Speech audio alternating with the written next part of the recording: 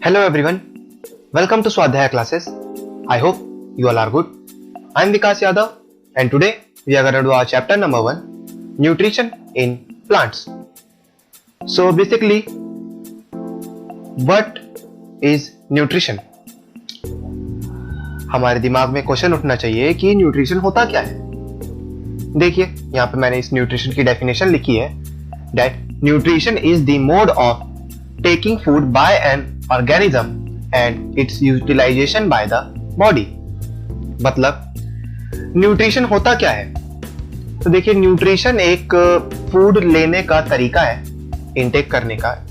किसके द्वारा? एक ऑर्गेनिज्म के द्वारा।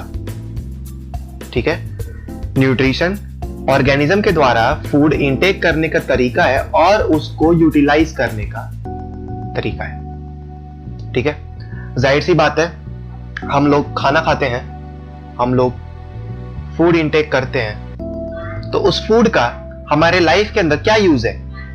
जाहिर सी बात है, हम लोग रोजमर्रा की जिंदगी में बहुत सारे काम करते हैं, स्टडी करते हैं, वर्क करते हैं, ठीक है, खेलते हैं, प्ले करते हैं, या फिर एटसेट्रा, बहुत सारी चीजें करते हैं हम एक डेली लाइफ में अपने।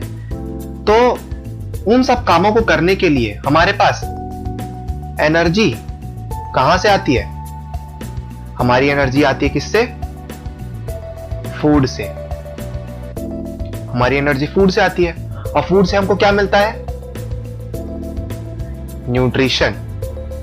ठीक है, फूड से हमको क्या मिलता है? न्यूट्रिशन मिलता है और वही न्यूट्रिशन से हमको एनर्जी मिलती है और हमको आगे काम करने की शक्ति मिलती है। ठीक है, सो अब आपको पता लग गया न्यूट्रिशन क्या होता है। अब न्यूट्रिशन पता लग गया तो हमारे मन में एक और सवाल उठना चाहिए कि न्यूट्रिशन जो हम लेते हैं उसके अंदर कंपोनेंट्स क्या क्या होते हैं? क्या होते हैं न्यूट्रिशन के अंदर जो चीजें होती हैं वो क्या होती हैं? तो उन चीजों को बोला जाता है न्यूट्रिएंट्स। क्या बोला जाता है? Nutrients. So basically what are nutrients? Here arises a question that what are nutrients?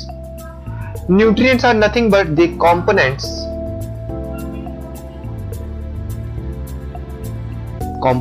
of food. What are nutrients? Nutrients are the components of food. Like what? Components of food are the carbohydrates, fats, proteins, calcium, vitamins, minerals, etc. ठीक है, बहुत सी चीजें हमें मिलती हैं, बहुत सारे components होते हैं फूड के। ठीक है, तो न्यूट्रिएंट्स क्या होते हैं? न्यूट्रिएंट्स होते हैं कंपोनेंट्स ऑफ फूड, और फूड के कंपोनेंट्स क्या क्या होते हैं? Carbohydrate, fats, protein, calcium, vitamins, mineral and etcetera. बहुत सी ऐसी चीजें होती हैं। सो ये सब एक फूड के कंपोनेंट्स होते हैं। ठीक है ना? लाइक आपने you must have studied in earlier classes, like in 6th class or 5th class or 4th class, that what are components of food. So here I have revised this topic for you. ठीक है, अब जिन लोगों को नहीं पता वो इसको कुछ इस तरीके से समझिए।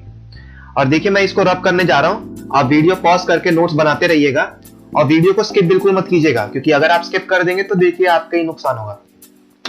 सो आप कंपोनेंट्स को कुछ इस तरीके से समझिए, लाइक जैसे कि हम खाना बनाते हैं घर पे, मम्मी खाना बनाती है, तो खाना जब मम्मी बनाती है तो उसके अंदर कई सारे मटेरियल्स डालती है, कई सारे मटेरियल्स डालती हैं, इंग्रेडिएंट्स जिनको कहते हैं। क्या होते हैं वो इंग्रेडिएंट्स? पहला होता है वेजिटेबल्स, सब्जियां। दूसरा मसाला यानी स्पाइसेस, ठीक है। तीसरा वाटर, ठीक है, और बहुत सब चीजें, ठीक है ना, एटसेट्रा। तो ये सब क्या थे? ये सब उस सब्जी के कंपोनेंट थे, ठीक है, वेजिटेबल्स, स्पाइसेस, वाटर, ठीक, ये सब उसके क्या थे? कंपोनेंट्स थे। ऐसे ही ये तो थे उस सब्जी के कंपोनेंट्स, लेकिन जो हम फूड खा रहे हैं, वो जो सब्जी खा रहे हैं, उसके अंदर न्यूट्रिएंट्स के भी कंपोनेंट्स होते हैं। समझ में आई मेरी बात? अब वो कंपोनेंट्स क्या थे जो मैंने अभी लिखे थे? Carbohydrates, fats, proteins, minerals, vitamins, calcium, वो सब थे कंपोनेंट्स किसके? फूड के। और क्या थे वो? न्यूट्रिएंट्स। सो आई थिंक आपको समझ आ गया होगा what are nutrients and what is nutrition.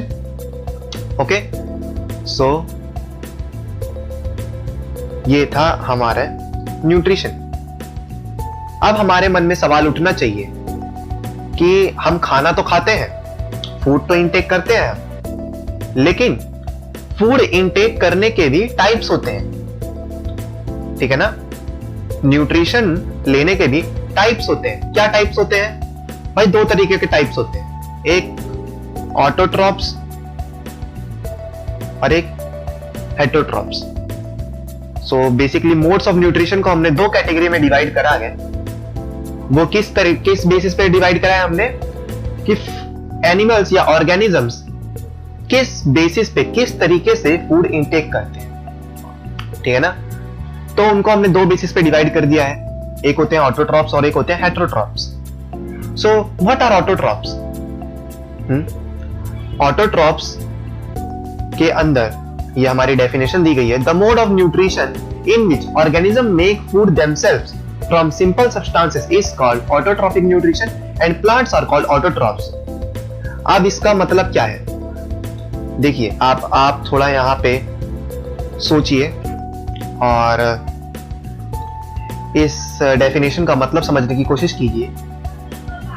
देखिए, न्यूट्रिशन लेने का वो तरीका जिसके अंदर ऑर्गेनिज्म अपना खाना खुद बनाते हैं, अपना खाना वो लोग जब खुद बनाते हैं, उस मोड ऑफ न्यूट्रिशन को क्या कहा जाता है? Autotrophic nutrition.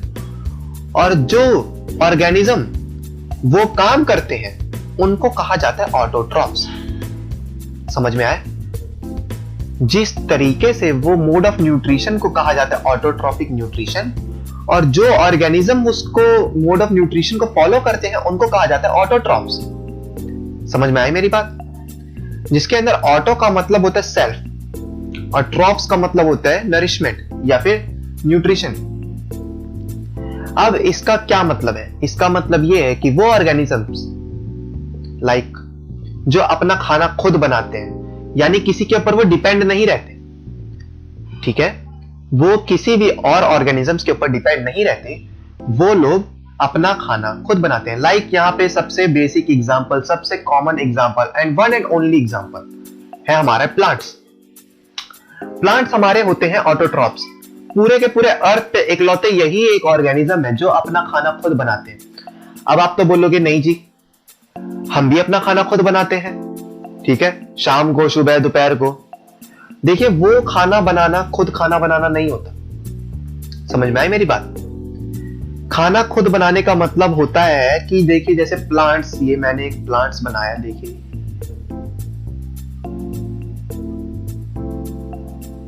ठीक है, ये ग्राउंड से वाटर लेता है, एटमॉस्फेयर से सनलाइट लेता है, ठीक है, हम जो कार्बन डाइऑक्साइड छोड़ते हैं वहां से कार्बन डाइऑक्साइड लेता है, ठीक है, और लीव्स के अंदर क्लोरोफिल होता है। ये अभी हम आगे पढ़ने वाले हैं, ठीक है। तो इन सब चीजों की हेल्प से प्लांट्स अपना खाना खुद बनाते हैं। तो आपको अभी ये नेक्स्ट टॉपिक आने वाला है, उसके अंदर अभी हम ये डीप में समझते हैं। अभी बस आपको इतना समझना है कि वो मोड ऑफ न्यूट्रिशन, वो ऑर्गेनिजम्स जो अपना खाना खुद बनाते हैं उनको कहा जाता है ऑटोट्रॉप्स। और हमारा सेकेंड टॉपिक आ जाता है हेटरोट्रॉप्स, जिसके अंदर ऑर्गेनिज्म दूसरों के ऊपर डिपेंड रहते हैं अपने खाने के लिए। अगर वो दूसरों के ऊपर डिपेंड रहते हैं, उस मोड ऑफ न्यूट्रिशन को कहा जाता है हेटरोट्रॉपिक न्यूट्रिशन। और उन एनिमल्स को कहा जाता है हेट्रोट्रॉप्स। समझ में आई मेरी बात? उन एनिमल्स को क्या कहा जाता है? हेट्रोट्रॉप्स। ओके, सो देखिए यहां पे डेफिनेशन लिखी है, the mode of nutrition in which organism depend on others for nutrition is called heterotrophic nutrition and animals and most other organism take in food prepared by plants, they are called heterotrophs. उन animals को या और उन organism कहा जाता है और इस मोड ऑफ उनको हेट्रोट्रॉप्स कहा जाता है और इस मोड ऑफ उनको हेट्रोट्रॉप्स कहा जाता है और इस मोड ऑफ न्यूट्रिशन को कहा जाता है हेट्रोट्रॉफिक न्यूट्रिशन। एग्जांपल के तौर पे आप ले लीजिए लायन या ह्यूमंस। आप इसको कुछ इस तरीके से समझिए। अब आप एक बात बताइए, क्या शेर अपना खाना खुद बनाता है? क्या शेर अपना खाना खुद बनाता है? इसका जवाब है नो। ठीक है, वो अपना खाना खुद नहीं बनाता, वो तो दूसरों का शिकार करता है, दूसरे एनिमल्स को मारता है और उनको खाता है। ठीक है, तो क्या वहां पे उसने अपना खाना खुद तो बनाया नहीं, वो अपने जिंदगी के लिए, अपनी लाइफ के लिए, अपनी न्यूट्रिशन के लिए दूसरे एनिमल्स पे डिपेंड है। समझ में आई मेरी बात? तो यहां पे लायन क्या है? एक हेट्रोट्रॉफ है और वो कौन सा न्यूट्रिशन फॉलो कर रहा है? Heterotrophic nutrition. ऐसे ही ह्यूमंस भी होते हैं। ह्यूमंस अपना खाना खुद बनाते हैं? नहीं। अब आप इसको ये मत समझिएगा कि हम जो अपना खाना खुद बनाते हैं वो ये वाला वो खाना बनाना नहीं। इसका मतलब ये कि क्या जो हम मटेरियल यूज करते हैं, हम क्या उसको खुद से प्रिपेयर करते हैं? नहीं, वो आता है हमारे प्लांट से आता है, एनिमल्स से आता है, या एनिमल्स या प्लांट्स प्रोडक्ट से आता है। समझ में आई मेरी बात? लाइक मिल्क, क्या हम मिल्क खुद बनाते हैं? नहीं, मिल्क आता है हमारा काऊ से, बफेलो से। एग्स क्या हम खुद बनाते हैं? वो आता है हमारा हैन से, मुर्गी से, या डक से, बतख से। अब आपको समझ आ गया होगा कि हम लोग भी अपना खाना खुद नहीं बनाते, हम लोग डिपेंड रहते हैं दूसरे ऑर्गेनिजम्स पे। ठीक है, लेकिन हम तो प्लांट्स की बात कर रहे थे। ये चैप्टर ही का नाम क्या है? Nutrition in plants. So plants अपना खाना कैसे बनाते हैं? सो बेसिकली प्लांट्स अपना खाना बनाते हैं एक प्रोसेस से। उस प्रोसेस को क्या कहा जाता है? फोटोसिंथेसिस। उस प्रोसेस को क्या कहा जाता है? Photosynthesis. So what is photosynthesis? Photosynthesis is the process in which green plants use sunlight to make their own food.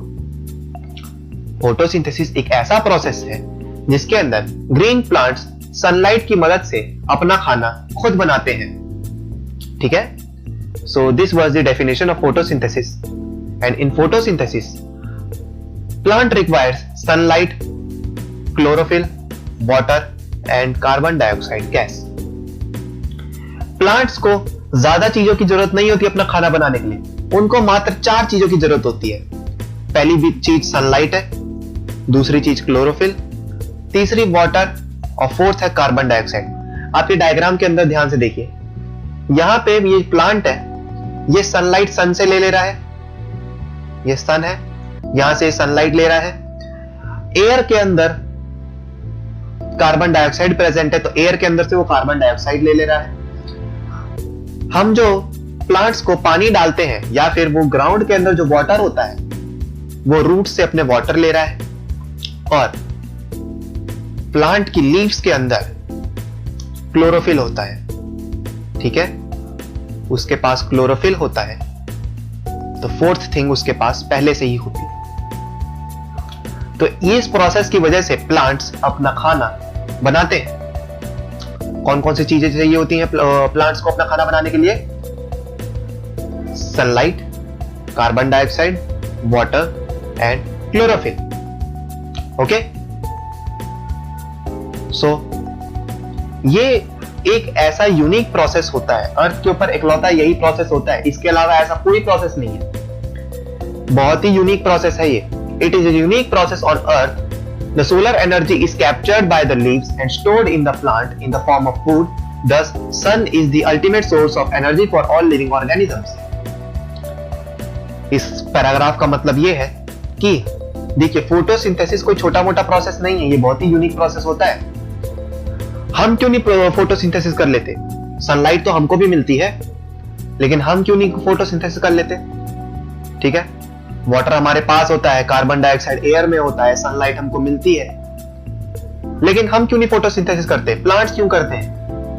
क्योंकि ये प्लांट्स की ही कैपेबिलिटी होती है। अर्थ पे ये एक लौता ही यूनिक प्रोसेस है जो केवल कौन परफॉर्म कर पाते हैं? One and only organism that are called plants. ठीक है, so basically what they do, they capture the solar energy by their leaves and store in plant in the form of food. वो solar energy को अपने leaves के अंदर store करते हैं, capture करते हैं और उसको फूड के फॉर्म के अंदर स्टोर करते हैं। So sun is the ultimate source of energy for all living organism. देखिए, मैंने इसको अंडरलाइन भी कर रखा है और अलग कलर से हाईलाइट भी कर रखा है। This means this line is very important.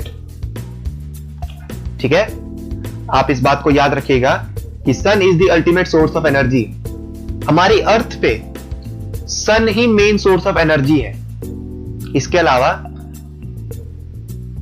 अलावा जो भी मेन सोर्स ऑफ एनर्जीज है वो तो है ही, लेकिन सबसे मेन सोर्स ऑफ एनर्जी कौन है? सन। अगर सन नहीं होगा तो क्या हमारा कोई काम हो पाएगा? और आंसर इज नो, कोई भी काम नहीं हो पाएगा अगर सन नहीं होगा। ठीक है, ना हम देख पाएंगे, ना हमको हीट मिलेगी, ना सनलाइट मिलेगी।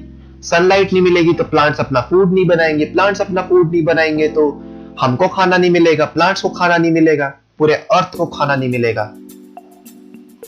सो will anything happen on earth? Answer is no. If there will be no sunlight, there will be no process happen on the earth. So during photosynthesis, chlorophyll containing cells of leaves in the presence of sunlight use carbon dioxide and water to synthesize carbohydrates. Photosynthesis के process के दौरान chlorophyll, जो कि कहां होता है? Leaves के अंदर होता है। ये सनलाइट की प्रेजेंस के अंदर कार्बन डाइऑक्साइड और वाटर को मिला के कार्बोहाइड्रेट प्रोड्यूस करता है। ठीक है, और फोटोसिंथेसिस की एक इक्वेशन होती है। क्या इक्वेशन होती है? ये देखिए, यहां पे मैंने इक्वेशन लिख रखी है। इक्वेशन होती है हमारी carbon dioxide plus water gives us glucose and oxygen. Okay, carbon dioxide का फॉर्मूला होता है CO2, वाटर का फॉर्मूला होता है हमारा H2O, ग्लूकोज का फॉर्मूला होता है C6H12O6 और ऑक्सीजन का फॉर्मूला होता है O2। देखिए, मैं बेसिकली अंडरलाइन कर दे रहा हूं। ठीक है, और CO2। यहां पे मैंने 6 को अंडरलाइन नहीं करा, यहां पे भी 6 को अंडरलाइन नहीं करा और यहां पे भी मैंने 6 को अंडरलाइन नहीं करा। ठीक है, मैं केवल कार्बन डाइऑक्साइड के फॉर्मूले के ऊपर अंडरलाइन कर रहा हूं, यहां वाटर पे, यहां ग्लूकोज के, यहां केवल ऑक्सीजन के। ये 6 और यहां पे जो 6 लगा है ये बैलेंसिंग है। ये हमने इक्वेशन बैलेंस करी है, और बैलेंसिंग आप जब हायर क्लास में जाओगे तब आप सीखोगे। अभी आपको बस ये इक्वेशन वर्ड्स के अंदर और फॉर्मूला बेसिस के ऊपर याद करनी है। ओके, ठीक है, ये रही हमारी इक्वेशन फोटोसिंथेसिस की। आप इन सब के नोट्स बनाएंगे। अब ये प्रोसेस होता कैसे है? देखिए, सनलाइट मिलती है, लीव्स के पास क्लोरोफिल होता है, एयर के अंदर से उसको CO2 यानी कार्बन डाइऑक्साइड मिल जाता है, रूट से यानी उसके ग्राउंड से उसको वाटर मिल जाता है। ठीक है, लेकिन बात यह आती है कि CO2 लीव्स तक पहुंचता कैसे है? वो कैसे इंटेक करते भाई? वो कैसे सांस लेते हैं? पत्तों के अंदर तो छेद होता नहीं है। जैसे हम सांस लेते हैं तो हम अपनी नाक से या मुंह से सांस लेते हैं। हमारी नाक और मुंह के अंदर ओपनिंग है, छेद है, लेकिन प्लांट्स के अंदर तो ऐसा कोई छेद होता नहीं है। होता है, लेकिन वो हमको हमारी नेकेड आईज से नहीं दिखता। समझ में आई मेरी बात? हमको वो हमारी नेकेड आईज से नहीं दिखता। माइक्रोस्कोप से अगर हम देखें तो लीव्स के अंदर एक ऐसा स्ट्रक्चर होता है, इसको मैं थोड़ा बड़ा बना देता हूं, ठीक है। एक ऐसा स्ट्रक्चर होता है जिसको बोलते हैं स्टोमा, और ऐसे कई सारे स्ट्रक्चर जब मिलते हैं तो उसको कहते हैं स्टोमाटा, ठीक है।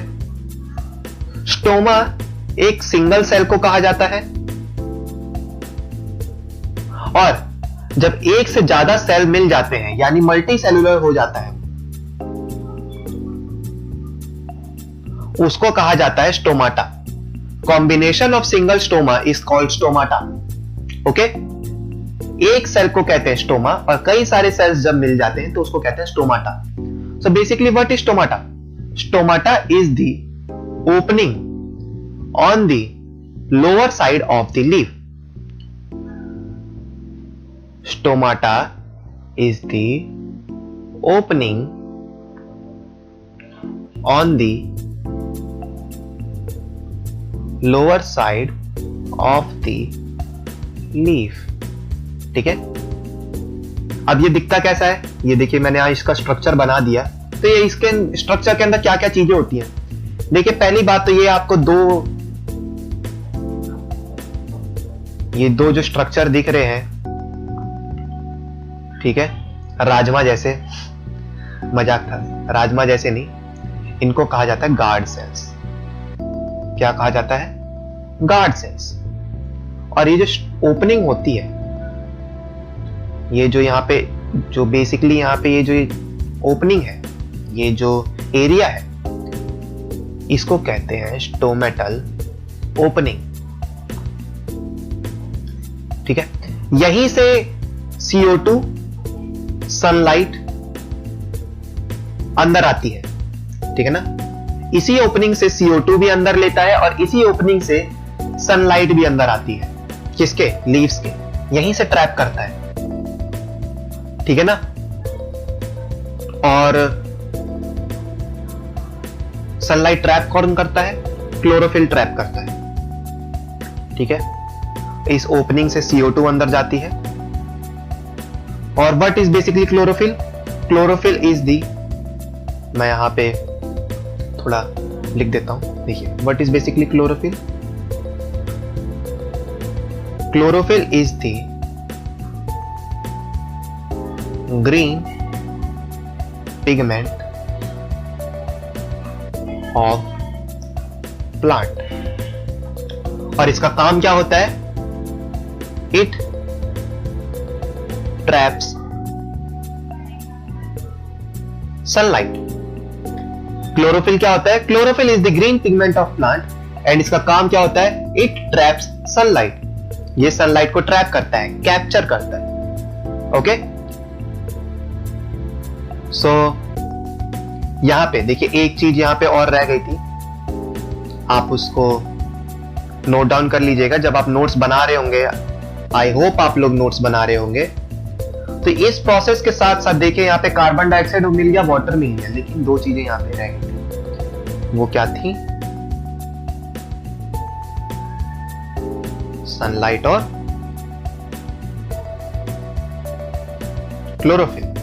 ठीक, चार चीजों की जरूरत चाहिए थी ना। तो कार्बन डाइऑक्साइड मिल गया, वाटर मिल गया, सनलाइट, क्लोरोफिल, और ये सब के बाद फोटोसिंथेसिस होने के बाद हमको प्लांट क्या देता है? ग्लूकोज देता है और ऑक्सीजन देता है, ओके। आई होप आपको समझ आया होगा। नेक्स्ट क्लास में हम मोर मोड्स ऑफ न्यूट्रिशन प्लांट्स के पढ़ेंगे, ओके। वीडियो पसंद आया हो तो लाइक करिएगा, चैनल को सब्सक्राइब करिएगा, अपने दोस्तों, फैमिली मेंबर्स और रिलेटिव्स के साथ शेयर करिएगा।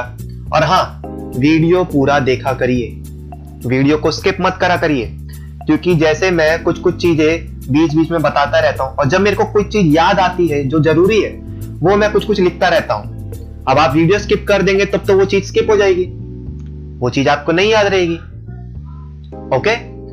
नोट्स बनाते रहा करिए, बीच बीच में वीडियो पॉज करके नोट्स बनाया करिए, ठीक है। मिलेंगे हम नेक्स्ट क्लास में, तब तक के लिए बाय बाय।